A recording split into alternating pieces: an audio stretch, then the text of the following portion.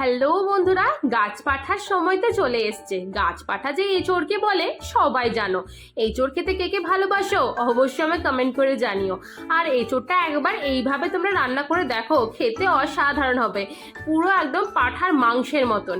তো দেখে নাও, প্রথমে এঁচোড়টাকে এরকম ডুমুডু করে কেটে নেবে কয়েকটা ভাগে, তারপরে আস্তে আস্তে সব প্রসেস তোমাদের দেখাবো। একবার তো এইভাবে বানিয়ে খেয়ে দেখো, সত্যি অসাধারণ। দেখো এইভাবে এঁচোড়টাকে আমি কেটে নিচ্ছি। এঁচোড়টা একটুখানি নরম হয়ে গেছে, তো অসুবিধা নেই। তো যত সম্ভব তোমরা টাটকা এঁচোড় পেলে সব থেকে ভালো হয়। আমরা এখানে যেটা পেয়েছি সেটা দিয়েই করেছি। এঁচোড়টা কেটে নিয়ে পর এরকম জলে কিছুক্ষণ ডুবিয়ে রাখতে হবে, কেননা এঁচোড়ের মধ্যে অনেক আঠা থাকে, সেই জন্য আঠাটা যাতে হাতে না লাগে তোমরা এইভাবে যদি জলে ডুবিয়ে রাখো খুব সুবিধা হবে। আর হলুদ অবশ্যই দেবে জলের মধ্যে ডোবানোর সময়। তারপরে আমার লাগছে 4-5টা আলু, বেশি লাগবে না, অল্পই। তোমাদের লোক যেমন থাকবে বাড়িতে সেরকম ভাবে তোমরা করবে। আমাদের বাড়িতে লোক যেমন ছিল সেরকম ভাবে আলু আর এঁচোড়টা নিয়েছি। একটা গোটা এঁচোড় নিয়েছি, ছোট এঁচোড় ছিল, বেশি বড় এঁচোড় ছিল না, তার জন্য গোটা নিয়ে নিয়েছি। দেখো আলুটাকে এরকম ডুমো ডুমো ভাবে কেটে নেবে ভালো করে।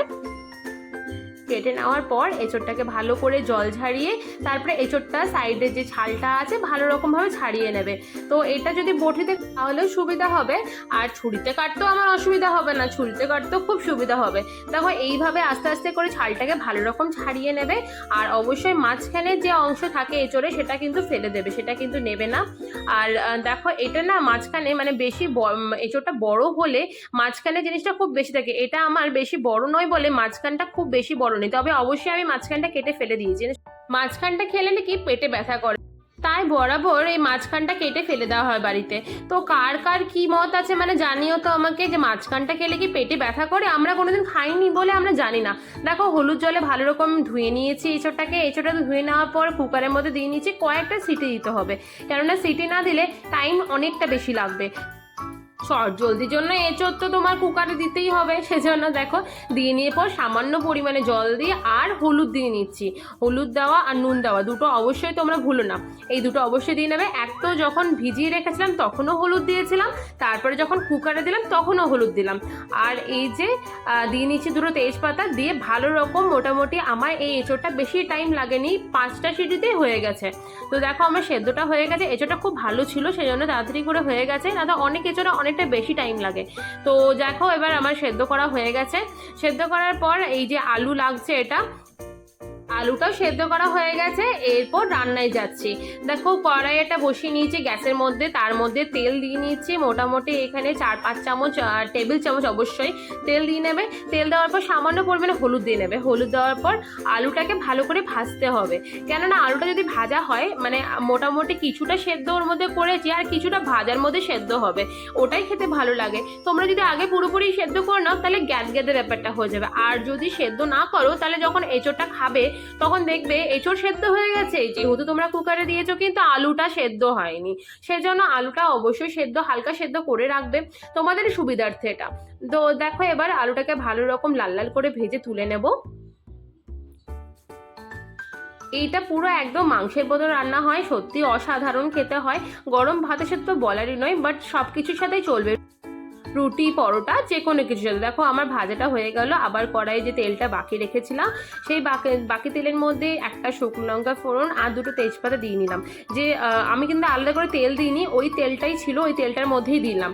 তো দেখো এবার হালকা ভেজে নেবো। তারপরে গোটা গরম মশলা ফোড়ন দিলাম, দুটো এলাচ, দারচিনি, লবঙ্গ সব দিয়ে ভালো করে হালকা নাড়িয়ে চাড়িয়ে গন্ধটা যখন চলে এলো ভালো রকম, তখন পেঁয়াজগুলো দিয়ে নিলাম। পেঁয়াজগুলো দিয়ে ভালো করে নাড়িয়ে চাড়িয়ে ভেজে নিতে হবে। যতক্ষণ না পেঁয়াজটা নরম হচ্ছে ততক্ষণ অবশ্যই ওয়েট করতে হবে, ওয়েট না করলে অপশন নেই। যাই হোক দেখো এবার মোটামুটি আমার ভাজা হয়ে এসছে পেঁয়াজটা। এরপর এর মধ্যে আদা রসুন পেস্ট দিয়ে দেবো। আদা লঙ্কা রসুন আর তোমার পেঁয়াজ সব কিছু একসাথে নিয়ে এটা একটা পেস্ট বানিয়ে নিয়েছি। বেশি লাগবে না, মোটামুটি 4-5 চামচ মতো লাগবে, তো তোমরা সেই কোয়ান্টিটি অনুযায়ী বানিয়ে নেবে। এরপর ভালো রকম নাড়াচাড়া করে নিতে হবে। তারপরে সামান্য পরিমাণে হলুদ, মানে যতটা হলুদ গুঁড়ো, ধনে গুঁড়ো, জিরে গুঁড়ো আর স্বাদ অনুযায়ী লবণ সব দিয়ে ভালো রকম এটাকে মিক্স করে নিতে হবে। এবার দেখো, এবার চিনিটা কিন্তু অবশ্যই ভুলো না, চিনিটা কিন্তু অবশ্যই দিতে হবে। কেন, একটা স্বাদ ব্যালেন্স করার জন্য নুন আর চিনির পরিমাণ ঠিক না হলে দেখবে খাওয়াটা কেমন লাগে, যে কোনো রান্নায় কেমন লাগে। অবশ্যই চিনি দিতে হবে তার জন্য। তো তোমাদের যাদের মিষ্টি ব্যাপারটা পছন্দ নয় তোমরা অ্যাভয়েড করে যেতে পারো, কিন্তু চিনিটা দিতে পারো। দেখো, এবার সামান্য পরিমাণে জল দিয়ে জিনিসটাকে ভালো করে কষিয়ে নিলাম রান্নাটাকে, যতক্ষণ না তেল বেরোচ্ছে। মোটামুটি কষাচ্ছি আমি। তবে কষিয়ে নেওয়ার পর এর মধ্যে সামান্য পরিমাণে কাশ্মীরি রেড মির্চ, অবশ্যই এটা কিন্তু ঝাল লঙ্কা গুঁড়িটা নয়, এটা কিন্তু কাশ্মীরি রেড মির্চ দিয়ে নিলাম মোটামুটি 1 চামচ মতন। দিয়ে নিয়ে ভালো করে জল দিয়ে নাড়িয়ে চাড়িয়ে, দেখো রঙটা কত সুন্দর চলে এসছে এবার। মানে যেহেতু কাশ্মীরি রেড মির্চ দিয়েছি রঙটা অবশ্যই আসবে, এটা রঙের জন্যই মেন। আর দিয়ে দিয়েছি সামান্য পরিমাণে টমেটো, এখানে 2টো টমেটো নিয়েছি, টমেটো ভালো করে কুচিয়ে নিয়ে তারপরে এর মধ্যে দিয়ে নিচ্ছি। টমেটোটা দিয়ে ভালো করে নাড়িয়ে চাড়িয়ে কষিয়ে একেবারে নরম করে নিতে হবে টমেটোটাকে, যতক্ষণ না গলছে ততক্ষণ এইভাবে কষিয়ে যেতে হবে, মানে এইরকমভাবেই রেখে যেতে হবে। দেখো এবার নাড়িয়ে চাড়িয়ে মোটামুটি টমেটোটা গলে গেছে আমার। এরপর এর মধ্যে আলুটা, ভেজে রাখা যে আলুগুলো ছিল সেই আলুটা ভালো রকম দিয়ে নিলাম। দিয়ে নিয়ে আবারও কষিয়ে নিচ্ছি আলুর সাথে, যাতে আলুর মধ্যে পুরো ফ্লেভারটা ঢুকে যায়, মানে টেস্ট যেটা বানিয়েছি সেটা যেন ঢুকে যায়। আর এবার দিয়ে দিলাম সেই সেদ্ধ করে রাখা কাঁঠাল না এঁচড় বলে এটাকে, যদিও যেহেতু পাকা অবস্থায় তোমার কাঁঠাল আর কাঁচা অবস্থায় এঁচড়, যাই হোক এঁচড়টা দিয়ে নিলাম ভালো করে এর সাথে। দিয়ে আবারও ঢাকা দিয়ে দিলাম যাতে ভালো করে পুরো মাখো মাখো হয়ে জিনিসটা বেরোয়, সেই জন্য ভালো রকম ঢাকা দিয়ে নিলাম। এবার ঢাকা দেওয়ার পর দেখো সামান্য পরিমাণে ঘি দিয়ে দিলাম এর মধ্যে, তোমরা ঘিটা দিতেও পারো, বাট ঘিটা দিলে টেস্টটা আরও খুলে যায়, সেই জন্য অবশ্যই ঘিটা দেবে। দিয়ে ঘি দিয়ে ভালো করে নাড়িয়ে চাড়িয়ে আবারও ঢাকা দিয়ে নিলাম। ঢাকা দিয়ে পর দেখো পুরো গরম গরম ভাতের সাথে জাস্ট অসাধারণ।